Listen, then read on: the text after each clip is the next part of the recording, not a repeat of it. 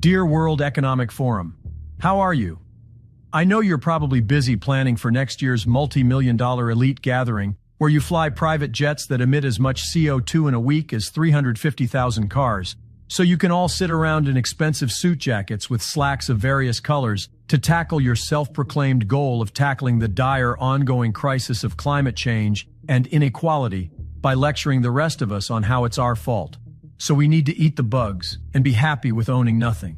You're probably still assimilating all of this year's hard work on improving the world state, state of the world, through public-private cooperation by shaping global, regional, and industry agendas, just like the ones that no one else ever voted for forever. You know, it sure must be cold up there in the Swiss mountains in the winter, but hey, at least you'll never have to worry about potential hypothermia. Seeing as how 5 straight days of scheduled hourly ass-kissing sure works up a lot of body heat. Oh, not to mention you have all that extra CO2 you've produced misusing the phrase, think outside the box, which you could forgive us all for assuming is probably more than all 7+ billion of the rest of us combined ever could, even if we tried. I sure hope you bring that one guy back so he can talk more about how we are one of the last generations of human beings on Earth because you plan to engineer bodies and brains and minds and use all that data you've hoarded to become the future masters of the planet. It's a weird flex, but hey, you do you.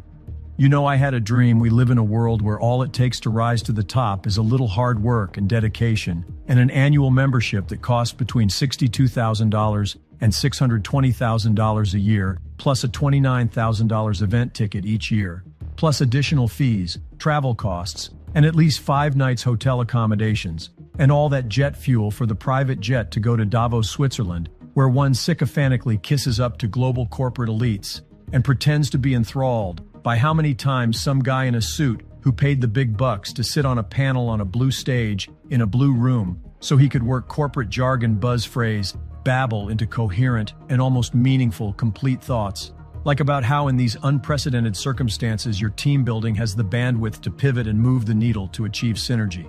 The same blue room where soon-to-be 21st century hereditary monarch, because that's still a thing, and Great Reset announcer Prince Charles, who you all actually crowned with the UN goals like the craziest game of televised dress-up of literally all time, stood at a podium and said the phrase sustainable markets like 8,347 times, while you sat in the audience and pretended it doesn't make you want to fall asleep in slow motion, like the van falling off a bridge in some Inception level, nether dimension of the fourth realm of the dream world your mind goes to hide in, because deep down, you know you sold your soul to the tulpa of commerce, the Skeksis of humanity summoned upon us centuries ago, and you still aren't sure what you're going to do with your life if your god dies. So the plan you came up with is to just keep trying to scare the rest of us by having a guy who literally looks straight out of white cat-petting central casting for a Bond film, and even occasionally dresses like Emperor Palpatine, tell us all how it's going to be, that will actually listen and go along with what you say,